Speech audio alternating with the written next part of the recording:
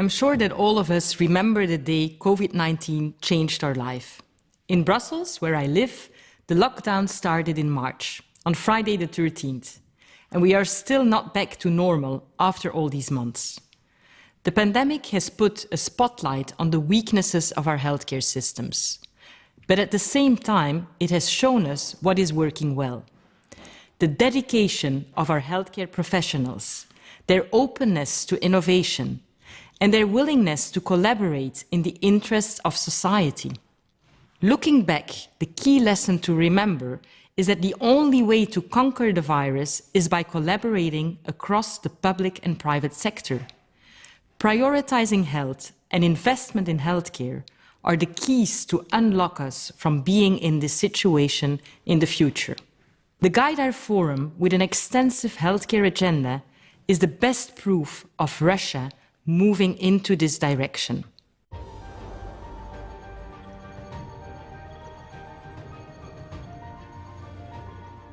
Let me provide some perspective from how COVID-19 has impacted the European integration. At the beginning of the crisis, the EU closed their external borders. A bit later, several EU countries closed their own borders.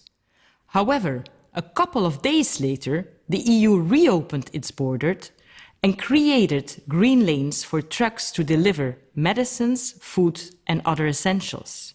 Quickly after these initial reactions, the EU countries have been working more closely together. It became clear to local governments that acting as one European force provides more strength to fight the virus. We are facing an unprecedented challenge, and we need solutions to be able to overcome it and be ready for a possible next pandemic. Governments understand this, and a lot of transformation is happening right now. To give you a concrete example, in the EU last month, they launched a proposal to develop a European health union. The ambition is that it will help all EU countries to improve the resilience of their healthcare systems. As one of the leading healthcare companies, Johnson Johnson is looking to collaborate with governments and other stakeholders to make these transformations a reality.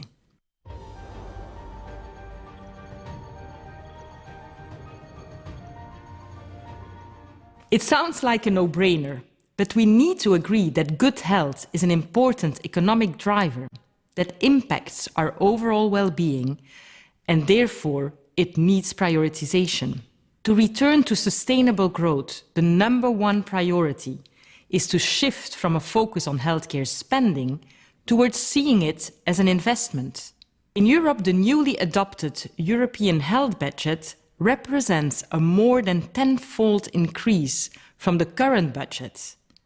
This comes on top of investment individual European countries are putting into their healthcare systems. We know that currently Russia invests around 3 to 4% of their GDP in health. This number is lower than some Eastern European countries. Based on the COVID lessons learned, we hope to see a gradual growth in health investment in the future. A second element that can contribute to sustainable growth is creating an ecosystem that stimulates the development of innovative interventions, whilst ensuring rapid access to these for patients. The coronavirus has accelerated innovation in our search to diagnostics, vaccines, and therapeutics. But also over the last years, innovation in healthcare played an important role in improving the survival rate and quality of life for patients with several diseases. Many diseases that earlier were synonymous to a death sentence now can be managed, controlled, and sometimes even cured. Thirdly, innovation would not be possible without an effective intellectual property rights protection system. The amount of research and development currently ongoing to overcome the COVID-19 pandemic demonstrates that IP cannot be considered as a barrier to access to innovation, but rather as a driving force for its development. To enable sustainable growth, it will be important that potential threats undermining the intellectual property systems will be diminished.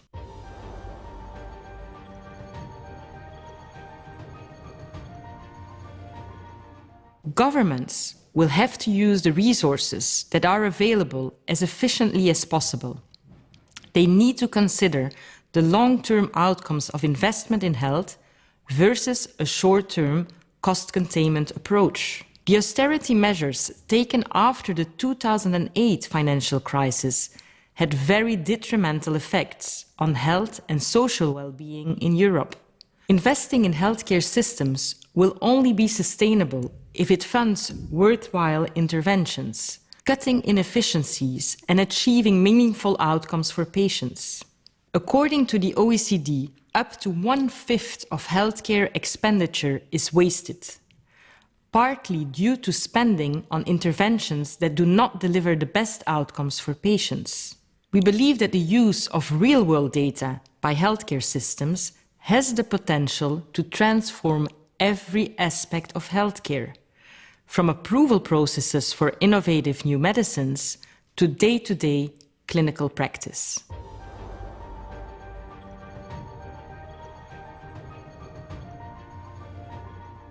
Making better use of real-world data will enable healthcare systems to adopt new outcomes-based models of funding where spending can be targeted on the interventions that deliver the greatest value.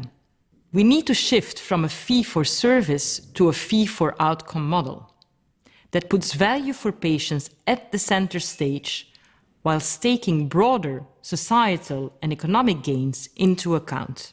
If we can make this value-based approach to healthcare a reality, it will help to optimize budgets and resource allocation decisions.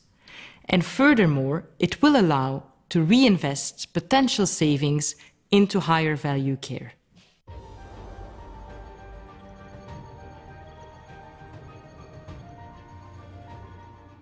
There are several challenges in the use of healthcare data in Europe. The lack of interoperability of the systems where data is held, the lack of standards to ensure that data is of sufficient quality, and the lack of sustainable governance frameworks for data sharing. I understand that Russia is dealing with the same challenges. Yet we see some acceleration of digital health due to COVID-19. But currently only 20% of data collected in health is being reused, so there is a huge room for improvement here. Rapid adoption of telemedicine during Europe's lockdown also has the potential to further accelerate the digitization of healthcare systems and support stronger data collection.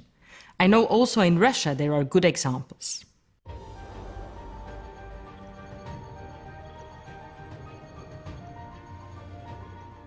We should continue to strengthen the collaboration between pharmaceutical industry, key decision makers, patients, and healthcare professionals to increase access to real-world healthcare data. Janssen is already collaborating in several projects to increase access to this data, including through the European Union's Innovative Medicines Initiative. We are leading the European Health Data and Evidence Network, which seeks to harmonize around 100 million electronic health records for real-world data research.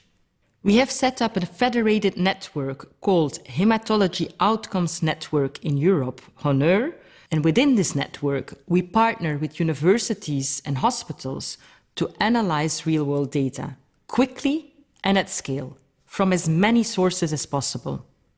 Several Russian medical centers in Moscow and St. Petersburg have also agreed to participate.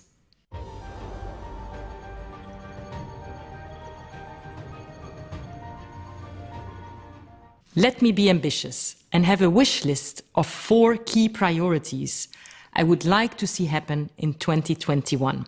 First of all, smarter and value-based investments in health. Secondly, acceptability of real-world evidence for healthcare decision-making. Thirdly, higher availability of innovative pharmaceutical solutions and technologies for patients. And lastly, but not least importantly, keep the spirit of collaboration between public and private sector to make healthcare systems future-proof. Spasibo za brij la genie.